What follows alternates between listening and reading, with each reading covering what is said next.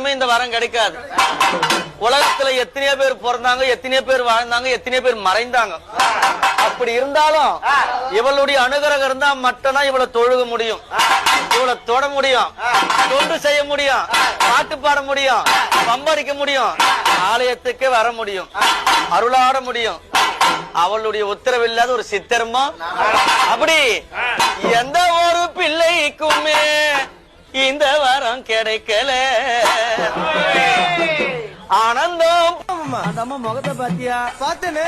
அவ சாந்து பொட்டு வச்சு சந்தன பொட்டு வச்சா, அடடா சாந்து பொட்டு வச்சு எங்கம்மா சந்தன பொட்டு என்னமா ஜொலிக்குதியா? மஞ்சள் முகத்தாலே எம்மாளைய நூறாலே தாயி மஞ்சள் முகத்தாலே